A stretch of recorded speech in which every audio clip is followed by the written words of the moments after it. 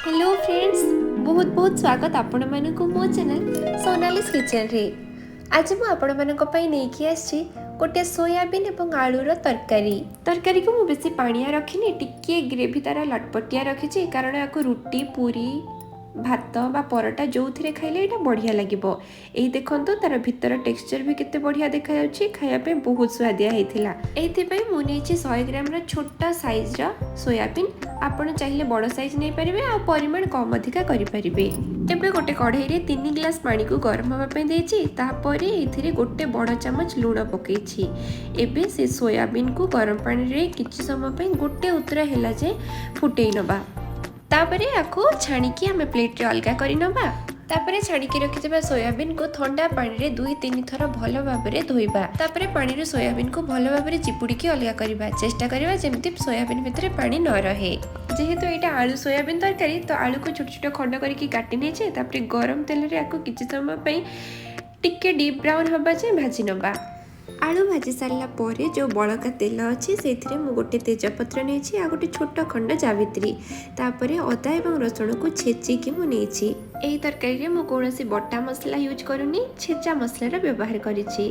अदा रसुण भल भाव टिके भाजी सारा पर 2टी मीडियम साइज पियाज को छोट छोट खंड करी आउ किछि समय आपको ट्रांसलूसेंट हवा जाए भाजी नेबी। एबे हमें एथिरे दबा गोटे चम्मच हळदी गुंड आ गोटे चम्मच काश्मीरी रेड चिली पाउडर। तापरे हमें जो सोयाबीन नेथिले ताको एथिरे देकी लो फ्लेम रे 5 ରୁ 7 मिनिट पर्यंत कसिबा। एबे ए तरकारी पई हमें गोटे गरम मसला प्रस्तुत करबा। सेति पई मु नेछि जीरा, धनिया, पानमधुरी, लवंग, इलायची, स्टार एनिस एवं 5-6टी काजू, लवंग, गोलमरीच ताको ड्राई रोस्ट करिकी आको ठंडा हैला परे ग्राइंडिंग करि नबा। एपटे हमर सोयाबीन भी भल भाबरे कसी होछि। एई समय रे हमें दबा एथिरे भाजी की रखिथिबा आलू सब को आ गोटे बड़ साइज टमाटो को छोट छोट खंड करिकी काटिकी नेछि ताको एथिरे ऐड करबा। आउ दबा स्वाद अनुसार लूण। आउ किछि समय आको एम्ति गोळेई नबा। टमाटो सिझिबा जे सेम्ति लो फ्लेम रे हमें आउ किछि समय आको कसिबा। एबे मु एथिरे 2टी कंचा लंका काटिकी नउछि आ ग्राइंडिंग करिकी रखिथिबा गरम मसला को ऐड करूछि। तापरे 2 बड़ चमच टमाटो केचप नेछि। आपण टमाटो केचप स्किप करि परिबे। सबुतक मसला को भल भाबरे मिसई दबा आ लो फ्लेम रे 5 ରୁ 7 मिनिट पर्यंत लीड को कवर करिकी रखिबा। तापरे हमें 1.5 ग्लास गरम पानी एथिरे ऐड करिबा। चेष्टा करिबे गरम पानी रे व्यवहार करिया पई। एबे आको हमें आउ किछि समय लीड कवर करिकी कुक होबा पे छाडी दबा।